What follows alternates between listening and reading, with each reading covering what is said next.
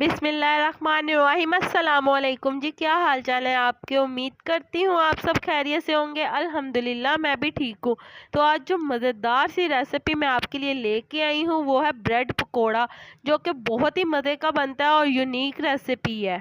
एक बार आप इस रेसिपी को ज़रूर ट्राई करिएगा, आपको ये रेसिपी बहुत पसंद आएगी। तो चलें जी, आज की मज़ेदार सी रेसिपी बनाना शुरू करते हैं। तो ब्रेड पकोड़ा बनाने के लिए हमें जिन चीज़ों की ज़रूरत है उसमें सबसे पहले आपने आलू ले लेना है 1 अदद, और प्याज ले लेना है आपने 2 अदद, और इन्हें आपने स्लाइस की सूरत में काट लेना है बारीक बारीक। तो चलें जी, आपने कोई भी 1 अदद प्याला ले लेना है और इसके अंदर आपने प्याज और आलू दोनों शामिल कर देने हैं। और इसके बाद आपने बेसन ले लेना है 1 पाव। यहाँ पे मैंने 1 प्याली भर के बेसन की ली है। तो ये बेसन हम इसके अंदर शामिल कर देंगे। बेसन शामिल करने के बाद इसके अंदर आपने मसाला जात ले लेने हैं। मसाला जात में हरा धनिया ले लेना हस्बे ज़रूरत।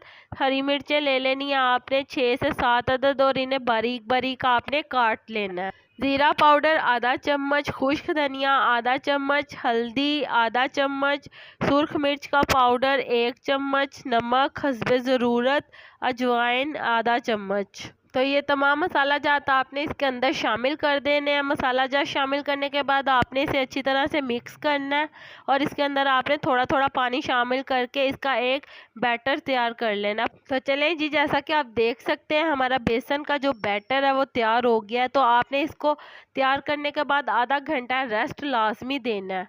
बैटर को आपने ना ही ज़्यादा पतला रखना है और ना ही ज़्यादा गाढ़ा रखना है, इसको दरमियाना रखना है। तो चले जी, यहाँ पे आपने ब्रेड के स्लाइस ले लेने हैं। ब्रेड के स्लाइस लेने के बाद आपने एक एक करके इसके ऊपर बेसन का बैटर लगा लेना है अच्छी तरह से।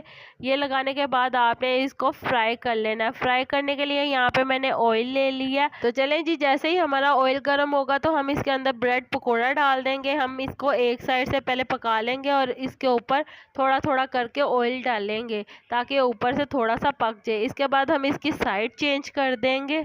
तो चलें जी, इस तरह से हम बाकी भी ब्रेड पकोड़े सारे तैयार कर लेंगे।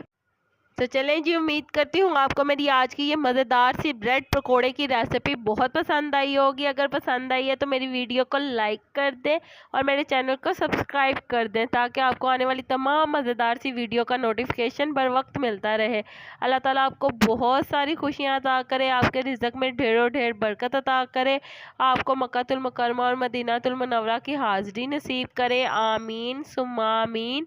तो मुझे भी अपनी दुआओं में याद रखिएगा। मिलती हूँ आपसे एक और मज़ेदार रेसिपी के साथ एक और नई वीडियो में। तब तक के लिए मुझे दीजिए इजाज़त। अल्लाह हाफिज़।